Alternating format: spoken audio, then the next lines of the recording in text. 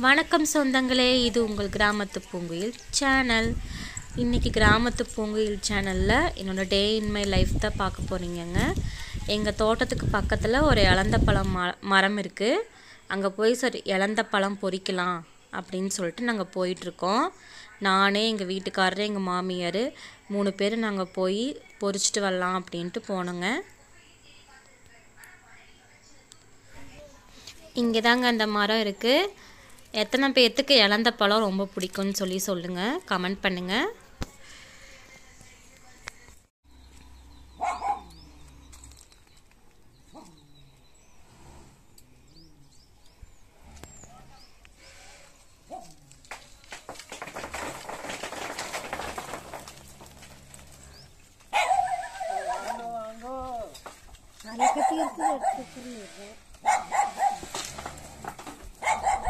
பச்சைக்காயெல்லாம் உழுகுது.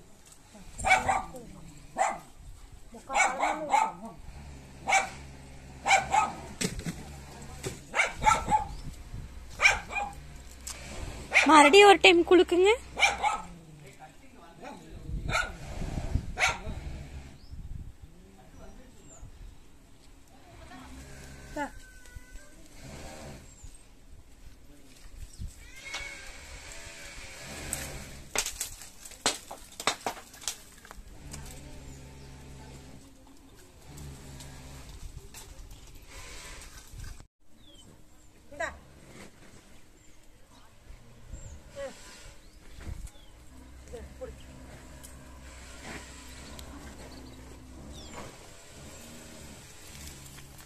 இத்தனை நாள் கழிச்சு இப்போ பவர பழமாக இருக்குது.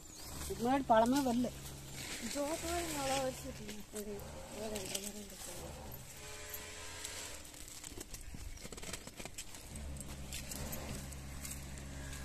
இதுக்குள்ள சீசன் நிறைய இருக்கு.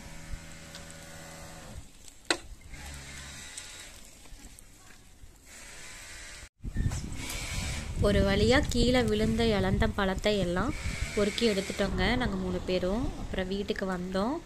வெளியில் பார்த்திங்கன்னா கடலக்காய் வாங்கியிருந்தோம். சரி, வெயில் நல்லா அடிச்சதுன்ட்டு அதை காய போட்டிருந்தோங்க.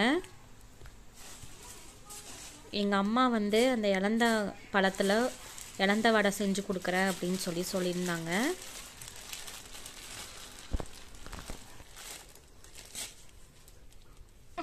ஓடுறானுங்க ஓடிக்கிட்டே இருக்கும்.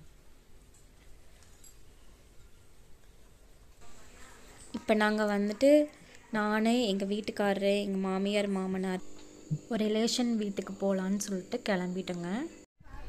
எங்கள் ரிலேஷன் வீட்டுக்கு வந்தாச்சுங்க.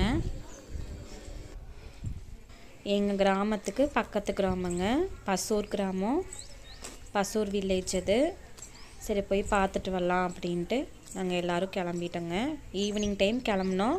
போயிட்டு பார்த்துட்டு அப்படியே எங்கள் குழந்தைங்களையும் ஸ்கூல்லேருந்து கூட்டிகிட்டு வந்துடலாம் அப்படின்ட்டு போயிருந்தோம். அங்கே பார்த்திங்கன்னா இந்த மாதிரி நல்லா ஒரு பழைய காலத்து ஓட்டு வீடு இதெல்லாம் இருந்துச்சுங்க. யாருக்கெல்லாம் இந்த மாதிரி ஓட்டு வீடு ரொம்ப பிடிக்கும்னு சொல்லுங்கள். அந்த காலத்து வீடு எனக்கு ரொம்ப பிடிக்குங்க. எவ்வளோ நேரம் உட்காந்து பார்க்க சொன்னாலும் பார்த்துட்ருப்பேன். அவ்வளோ ஒரு அழகாக இருக்கும். அந்த தூண், அந்த படி அதெல்லாம் எவ்வளோ பெரிய மாடி வீடாக இருந்தாலும் ஓட்டு வீட்டுக்கு ஈடாகாதுங்க. அவ்வளோ நல்லாயிருக்கும். அந்த காலத்தில் இந்த மாதிரி வீட்டிலலாம் இருந்தப்போ எல்லாரும் ஒட்டுக்கா கூட்டு குடும்பமாக இருந்திருப்பாங்க.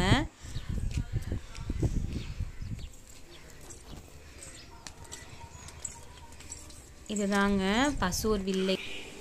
வீட்டுக்கு வந்த உடனே தக்காளி போய் பொறிச்சிட்டு வந்தேங்க. இது எங்கள் தோட்டத்தில் விளைஞ்ச தக்காளி.